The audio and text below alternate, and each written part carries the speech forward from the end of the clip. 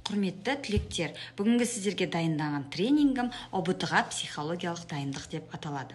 Көп адамдар ұбт-ға дайындалу үшін соңғы бір күннің жетпей қалатындығын айтады.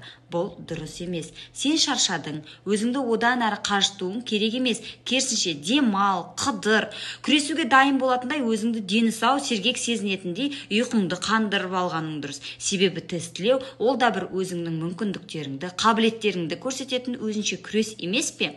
Осы тұрғыда сіздерге арналған психологиялық кеңестеріміз. Алдымен асықпай тездет. Берілген уақыттың тар шеңбері сенің жауаптарың сапасына әсер етпеуі тиіс. Сұраққа жауап берер алдында сұрақты 2 рет оқып шығып, нені сұрап тұрғанын толық түсінгеніңе көз жеткіз. Оңайынан баста. Көп ойлануды талап ететін сұрақтарға тоқтамай, өзің жақсы білетін оңай сұрақтардан бастағаның жөн. Келесі қалдырып кет. Қиын әрі түсініксіз сұрақтарды қалдырып кетуді үйрен.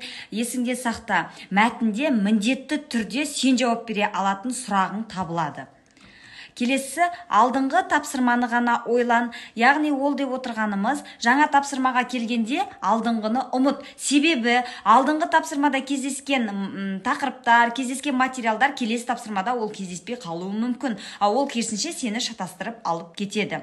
Келесі, 2 айналым жоспарла. Берілген уақыт шамаланып қалған уақытта бірінші айналым, яғни бірден жауап берілген сұрақтар, ал екінші айналым сол сұрақтарды тексеріп кетуге уақыт болып табылады. Сондықтан осы уақыттарды үнемді пайдалану үшін өз уақыттарыңды тиімді пайдалануың керек. 2 айналымға жететіндей уақыт қалуы қажет.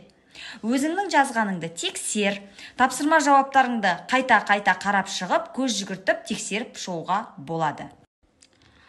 Келесі кеңесім, көңіліңді түсірме. Барлық тапсырманы орындауға тырыс, бірақ тәжірибе бойынша бұл мүмкін емес екендігін естен шығарма. Тест тапсырмалары ең қиын дәрежеге есептелген, және де сен орындаған тапсырмалар жақсы деп бағалануы әбден мүмкін, соны ұмытпа. Зейініңді тұрақтандыр. Тестілеудің алғашқы бөлімін орындап болғаннан кейін, өзіңе түсініксіз сәттер түсініп алғаннан кейін, зейініңді тек қана сұрақтарға тұрақтандырып, жан-жағыңа көңіл аудармауға тырыс. Әрқашан есіңізде болсын, жеңілінен баста. Өте жақсы білетін, еш күмәнсіз сұрақтарға жауап беруден баста, көп ойлануды қажет ететін сұрақтарды артына қалдыр. Сонымен қатар, бұл ұбт-ға дейінгі дайындықта міндетті түрде денсаулық мықты болу керек. Сондықтан дұрыс тамақтануға көңіл бөлген жөн.